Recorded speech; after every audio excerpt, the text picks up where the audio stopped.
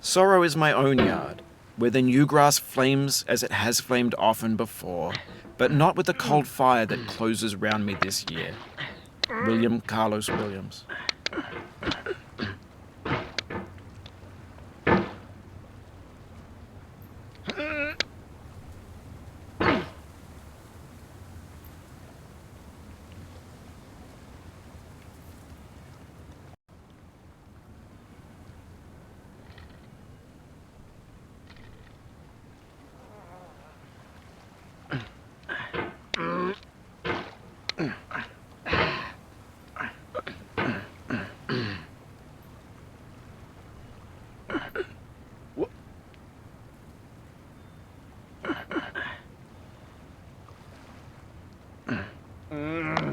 There's no feeling more intense than starting over. If you deleted your homework the day before it was due, as I have, or if you left your wallet at home and you have to go back after spending an hour in the commute. If you won some money at the casino and then put all your winnings on red but it came up black.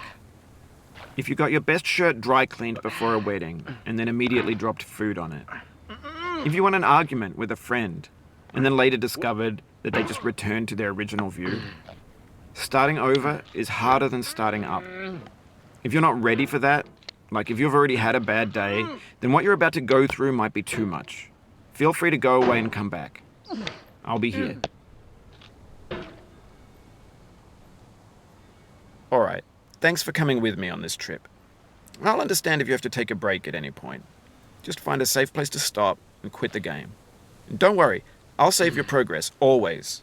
Even your mistakes.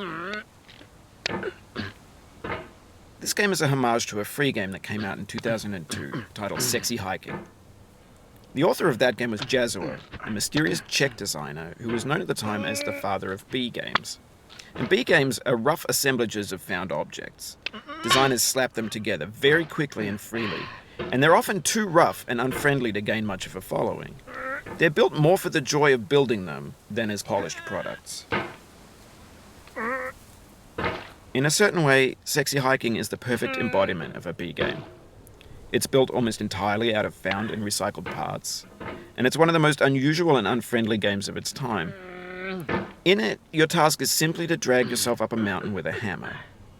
And that act of climbing, in the digital world or in real life, has certain essential properties that give the game its flavor. No amount of forward progress is guaranteed. Some cliffs are too sheer or too slippery. And the player is constantly, unremittingly in danger of falling and losing everything.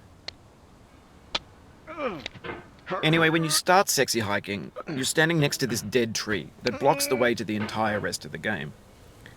It might take you an hour to get over that tree, and a lot of people never got past it. You prod and you poke at it, exploring the limits of your reach and your strength, trying to find a way up and over. And there's a sense of truth in that lack of compromise.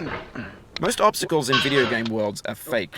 You can be completely confident in your ability to get through them once you have the correct method or the correct equipment or just by spending enough time. In that sense, every pixelated obstacle in Sexy Hiking is real.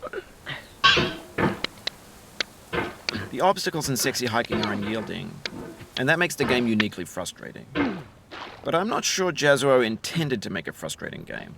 The frustration is just essential to the act of climbing, and it's authentic to the process of building a game about climbing. A funny thing happened to me as I was building this mountain. I'd have an idea for a new obstacle, and I'd build it, test it, and it would usually turn out to be unreasonably hard. But I couldn't bring myself to make it easier. It already felt like my inability to get past the new obstacle was my fault, as a player rather than as a builder.